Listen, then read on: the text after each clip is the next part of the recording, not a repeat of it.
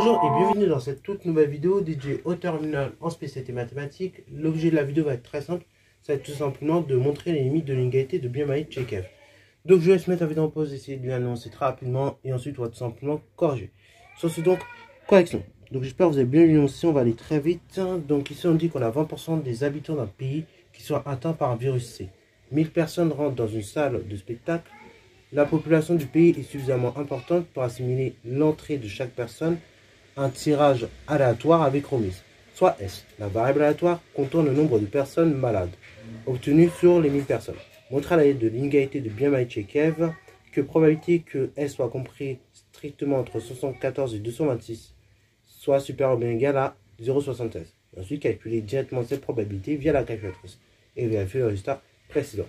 Et donc, on demande est-ce que l'inégalité de Biamait-Chekhov est bien optimale. L'idée, première chose, quand vous avez un type d'exercice, quand vous avez un exercice de ce type, là, directement, normalement, dans vos têtes, vous devez reconnaître rapidement une loi binomiale. Ok? Donc, on a la probabilité d'être malade et on a la probabilité de ne pas l'être. Ok? Donc là, ça c'est P, c'est 0,2. Et là, 1 moins P, c'est la probabilité de l'événement contraire, 0,8. Donc là, très rapidement, déjà, première étape, je vais dire que X suit la loi binomiale de paramètres NP. N, du coup, c'est le nombre de répétitions, en fait, le nombre de personnes, 1000. Et N, c'est 0. Et P, c'est la probabilité de succès, 0,2. Comme X suit la binomiale de paramètres MP, l'idée va être très simple. L'idée, ça va être de calculer l'espérance. Et comme j'ai besoin d'une inégalité de Biamait-Chekhov ici pour faire l'exo, il me faut la variance aussi. Donc, l'espérance, c'est très simple. C'est E de S égale N fois P. Donc ça fait 1000 fois 0,2 et ça fait 200. Ok. Ensuite, j'ai variance de S. Variance de S, c'est N fois P facteur 1 moins P. Du coup, je dis c'est 200 facteur 1 moins 0,2. Et donc ça, je dis ça fait 160. Ok, nice. Maintenant, j'ai toutes les informations nécessaires. Je peux essayer d'appliquer l'inégalité de Biamait-Chekhov à mon exercice. Donc, on va dire, d'après l'inégalité de Biamait-Chekhov, probabilité que valeur absolue de S moins espérance de S soit supérieure ou bien égale à la différence. Alors, quelle différence, justement? C'est là on va se poser la question. L'espérance, c'est 200. Donc, je vais voir, 200 par rapport à 226, j'ai 26 d'écart. 200 par rapport à 74, l'écart, c'est 26 également. Donc, en fait, c'est la probabilité que valeur absolue de S moins espérance de S s'éloigne de 26. Et donc, ça, on veut que ça soit inférieur. Et ça, par définition, je dis c'est inférieur ou bien égal à variance de S divisé par la chose suivante, 26 au carré. Ok. Bon, moi, ce qui me dérange là, c'est que, malheureusement, cette probabilité-là, en réalité, ne fournit pas directement la probabilité souhaitée. Là, si je regarde rapidement sur un graphe, donc là, j'ai 200. Voilà, tac, tac, tac, tac, tac. Bon, c'est très moche, hein. C'est schématique pour que vous puissiez visualiser. Donc là, j'ai 200. Et donc là, je m'éloigne de 26, hein. Et là, pareil, je m'éloigne de 26. Ok? Donc 26 et 26. Donc là, j'ai 174. Et là, j'ai 226. Les probabilités qu'il me donne, en fait, c'est la probabilité d'être dans la zone rouge que j'ai assurée. Ok? Donc en fait, c'est la probabilité d'être sur les côtés. Et moi, ce que je cherche, c'est la probabilité d'être au milieu. La probabilité d'être au milieu, c'est tout simplement la probabilité de réaliser l'événement contraire. Ok? Voilà. Donc, du coup, là, il va falloir que je passe par l'événement contraire. Donc déjà, avant de passer par l'événement contraire, je vais fabriquer l'événement contraire. Je sais que pour avoir la probabilité de l'événement contraire, il faut 1 moins la probabilité de cet événement-là.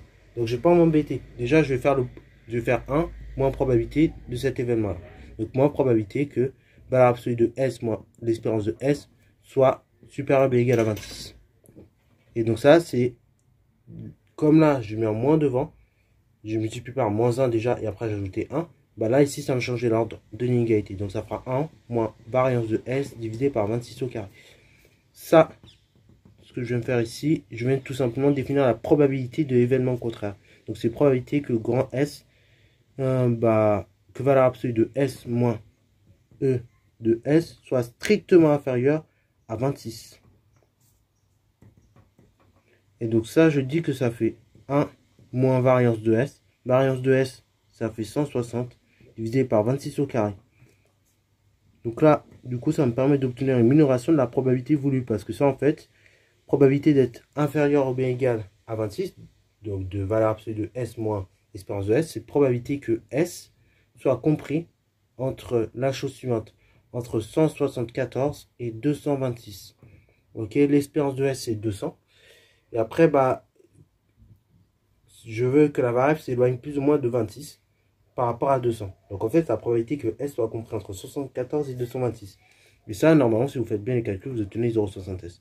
Donc ça, c'est d'après l'inégalité de Biamani-Tchekhov. Ensuite, on va essayer de faire ce calcul, mais via la calculatrice.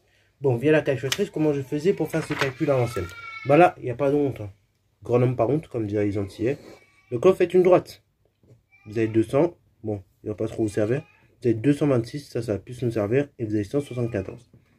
Bon, là, pareil, quand on veut faire probabilité que grand X est inférieur au bien. Donc là, dans vos calculatrices, vous savez que le menu pour la calculatrice, c'est probabilité que grand X inférieur ou bien égal. Donc c'est la probabilité que grand X soit inférieur ou bien égal à 226 que je vais chercher.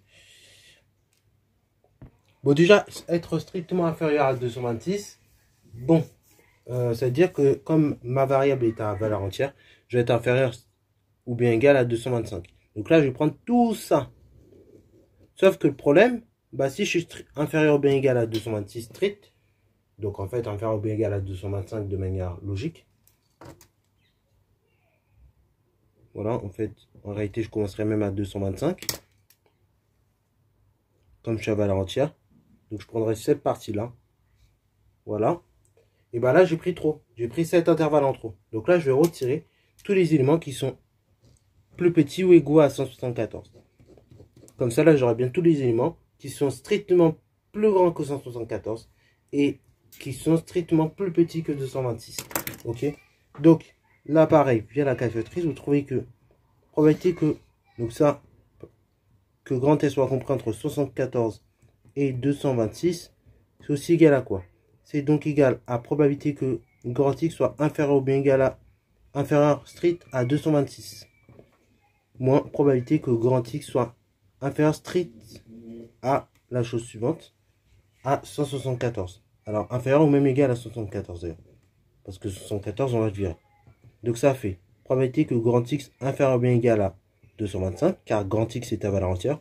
Alors là, le car grand X est à valeur entière, pour ceux qui font maths complémentaire et qui écoutent ma vidéo, c'est super important. Parce qu'en maths complémentaire, on va faire des lois continues par la suite. Et donc, quand on va travailler sur des lois continues, là, je ne pourrais pas passer de 226 à 225 de manière directe. Donc, grand X inférieur ou bien égal à 225, moins probabilité que grand X inférieur ou bien égal à 174. Ça, du coup, vous dites que c'est fonction de répartition de X évaluée en 225, moins fonction de répartition donc de X évaluée en 174. Et ça, normalement, si vous effectuez bien vos calculs, j'ai le résultat juste là, ça vous fait 0,96. Donc ça, à 10 moins de près. Donc ça, c'est probabilité que S, la variable, soit compris entre 174 et 226. Donc en clair, l'inégalité Biamani-Tchekhov, qu'est-ce qu'elle vous dit? Elle vous dit que cette probabilité-là est au minimum plus grande ou égale à 0,76. Et là, on vous dit que cette probabilité est égale à 0,96. Donc en fait, Biamani-Tchekhov, il ne nous avance pas un argument faux. En fait, il nous avance juste une estimation de la probabilité. Il ne nous avance pas quelque chose de faux. Vous voyez le délire? Et là, ça me donne une estimation. Et là, ça me donne la vraie valeur réelle. Voilà. Donc là, limite de Biamani-Tchekhov, c'est que l'inégalité qu'on obtient n'est pas forcément optimale. Mais en revanche, puisqu'elle nous obtient, elle donne juste une majoration possible, mais c'est pas forcément optimal. Et en revanche, elle est pas fausse cette inégalité. Vous voyez le délire? Donc elle n'est pas optimale, mais elle nous fournit une majoration. Voilà. Donc c'est tout pour cette vidéo-là. J'espère qu'elle vous a plu. Si c'est le cas, n'hésitez pas à la like et dans la